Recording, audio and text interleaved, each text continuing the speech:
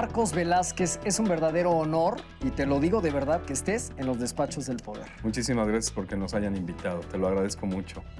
Defínete a ti mismo en pocas palabras, por favor.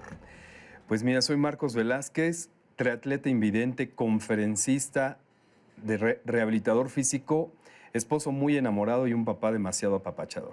De papá apapachador, de esposo enamorado, de triatleta y hasta de chef, queda constancia en tu canal de YouTube, porque además eres muy activo en las redes sociales y también tu esposa que hoy nos acompaña aquí para platicar de tu historia. Lo que no me ha quedado claro es los primeros años de tu vida. ¿Cómo se gesta tu historia, Marcos?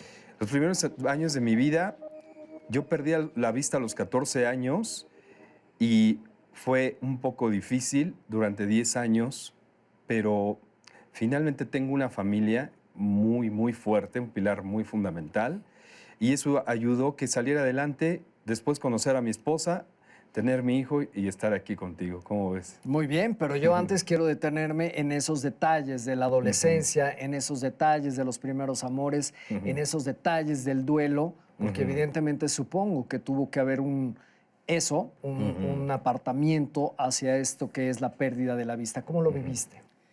Sí fue difícil, porque además estaba pasando por esa etapa difícil de los jóvenes de los 14 años y siempre creí que el haber perdido la vista era como cuando te cortas el cabello de más, te tusas y sabes que te va a crecer, ¿no? O cortarte una uña de más y sabes que te va a crecer, te va a arder un poco, pero te va a crecer. Y durante 10 años estuve esperando eso. Entonces, sí aceptaba que no veía, pero la verdad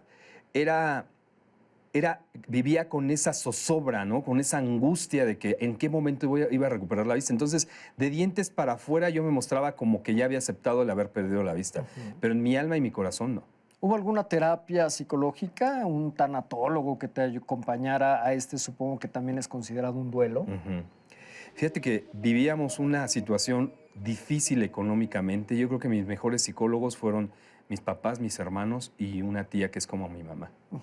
¿A consecuencia de que se fue la pérdida de la vista y una enfermedad en particular? Fue un golpe que me ocasionó desprendimiento de retina total y ya después no se pudo hacer nada médicamente. ¿Cómo te fuiste reinventando, Marcos? ¿En qué momento te cayó el 20 que la vida comenzaba desde otra perspectiva?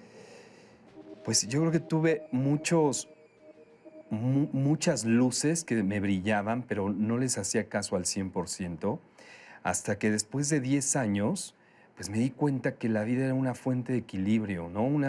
Te podía transformarme y valorar todo lo que tenía enfrente de mí.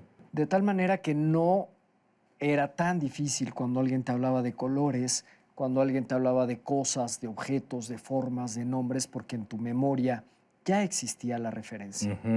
Digo, no existía, yo no conocí el azul metálico, ¿no? Y todo el mundo habla del azul metálico. Y entonces lo que empecé a hacer fue a poner a Blue Demon y al Santo a pelear y así ya combinaba el azul metálico. Y hay muchas cosas que han pasado desde entonces, desde los 14 años que tú tenías de edad a la fecha, personajes, películas, cosas que no has visto, pero ¿cómo se ve la vida desde tu perspectiva? Fíjate que hace 15 años la veía realmente bien, tenía a mi esposa, a mi hijo, pero había una ligera obscuridad donde como que no veía claro el rumbo que quería tener. Y ahorita en este momento como que veo más positiva la vida, como que me doy cuenta todas las cosas que no valoré y que ahorita sí las quiero apreciar, ¿no? Yo vivía en la Ciudad de México, ahora vivo en Playa del Carmen, y la verdad, no disfrutaba la ciudad como ahora lo hago, ¿no? La gente, veo cuánta unión hay en los mexicanos. Entonces, ahora disfruto, ya tengo 44 años, a los 44 años creo que todavía tengo la oportunidad, otros 44 años más, de disfrutar todo lo que hay a mi alrededor. En 4 décadas de camino, un camino con una circunstancia como la tuya, ¿qué has aprendido del fracaso?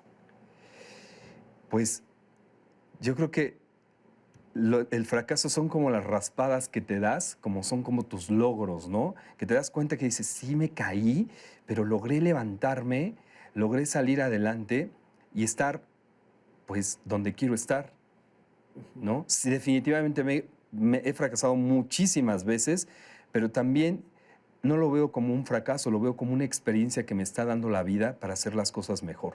Te pregunto sobre el fracaso, porque además de que has dado conferencias a propósito de este tema, desde luego que es la antesala para entender tu éxito, la antesala para saber que has ganado triatlones, que has ganado maratones, que has hecho Ironmans, y eso en una persona invidente, desde luego que lo hace con mucho más mérito que cualquiera.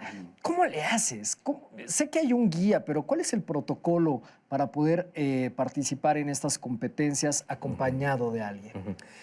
Fíjate que yo hace 5 años pesaba 110 kilos y la verdad, lo único que corría eran las cortinas de mi casa y a veces ni eso porque le decía a mi hijo, ¿las puedes mover?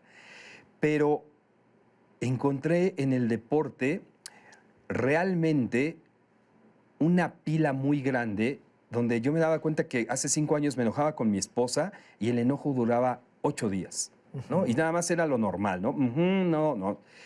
Pero ahora con el deporte me doy cuenta que si nos enojamos en la mañana, llego y le hago el desayuno. ¿No? Qué buena respuesta. Pongan atención, Sí. señores y señoras que están casados. El deporte cambia vidas. Sí, créeme lo que sí. Entonces, pues mi esposa le da gusto que yo llegue a la casa. Yo siempre tenía ganas de eso, de que mi familia se sintiera unida, emocionada y entusiasmada con lo que estamos haciendo los tres, ¿no? Empecé a hacer deporte, empecé a conocer a mucha gente en el deporte y los guías primero eran mis amigos y después se convirtieron en mis guías. Entonces les hablaba el jueves, oye, ¿qué vas a hacer el sábado? Pues nada, te invito a hacer un triatlón el domingo. ¿De verdad? Sí. Órale. Y así era. Ahora ya es más estudiado, ya pasaron 5 años, ya sí procuro que el guía tenga más condición que yo, que esté muy fuerte y que tenga ese ánimo y que haya esa química. ¿Cómo ves? A mí me parece muy interesante sobre todo la parte que en estos mecanismos de defensa que seguramente has tenido que ir perfeccionando con los años, hay uno muy particular para que no haya algo que te vulnerabilice, que te derrote, que te haga sentir inferior a muchas circunstancias. ¿Qué te humilla, Marcos? Fíjate que antes me humillaba que me dijeran cieguito, ¿no? O que en la calle no me dieran el paso o que los coches estuvieran encima de la banqueta. Eso me hacía sentir muy, muy humillado, como no valorado. Pero yo creo que, por ejemplo, dimos muchos años las conferencias que se llamaban En Contacto con la Ceguera y les platicaba a los jóvenes cómo guiar a un ciego, cómo abordarlo y cómo sensibilizarse con él, ¿no? No ponerse en sus zapatos, simplemente sensibilizarse. Y ahora, con esta conferencia que damos que se llama Cruzando Metas, animamos a las personas no nada más a hacer ejercicio, sino a cruzar sus metas en general. Entonces yo creo que eso me fue limpiando mi alma para no sentir esa sensación de que ahora si me dicen cieguito ya no me molesta. Si estoy formado en la fila de algo y no me dan el paso, pues tampoco me molesta, sino quiero hacer más cosas para que la gente se entere y cuando pasen esas situaciones donde yo me sentía humillado, la gente sepa actuar en el momento. ¿Cómo es lo correcto, y para todas las personas que nos están viendo, cómo es lo correcto para dirigirse hacia las personas invidentes? Pues mira, yo siempre he dicho que primero llegas y le preguntas, ¿cómo te llamas? Ah, pues me llamo Marcos. Ah, qué bueno, ya, ¿no? Y platicamos y nos acompañan a cruzar la avenida y todo esto.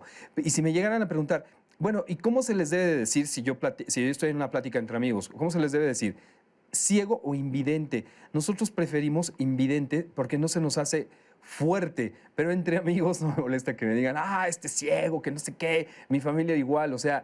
¿Tú haces chistes a propósito sí, de tu muchos. circunstancia? Sí, muchísimos. Por ejemplo. Mira, el otro día mi hijo dijo algo, íbamos en el coche y dijo, estaba haciendo mucho calor, dijo, ay, ojalá lloviera. Yo, ay, ojalá yo también. ¿No? Claro, el humor nos salva también de alguna manera de muchísimo. Nuestras cosas, ¿no? De nuestras circunstancias, de nuestro dolor. ¿Tú hablas con Dios, Marcos? Sí, cómo no. ¿Eres religioso? Sí.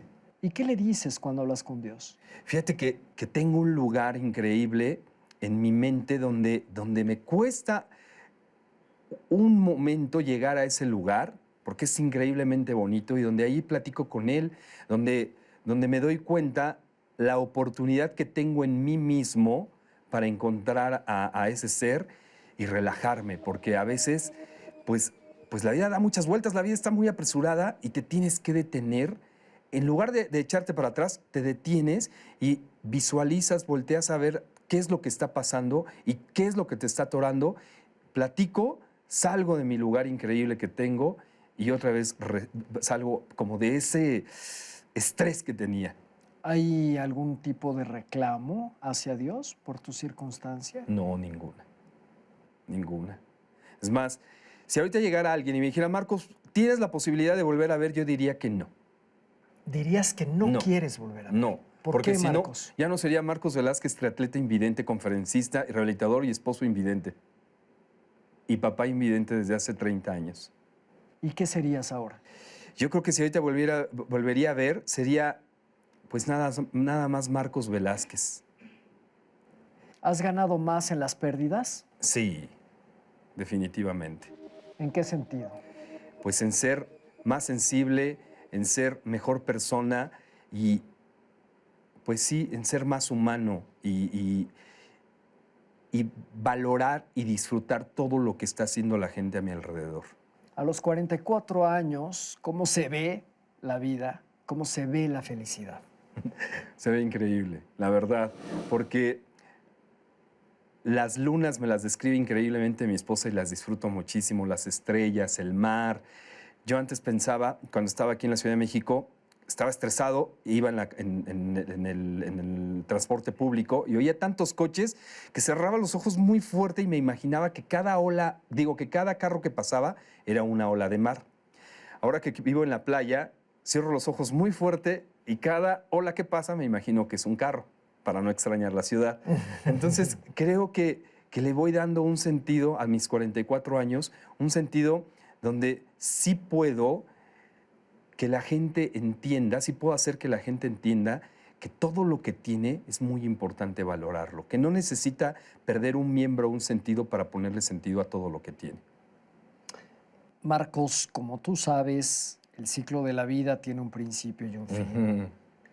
Y si tú tuvieras la oportunidad de llevarte algún objeto para el día después del juicio final, ¿cuál sería ese objeto? Yo creo que todos los recuerdos que tengo, todas las fotografías que me las pongan ahí, por si muy lejos puedo verlas y ver todo lo que no vi en lo que estuve viviendo.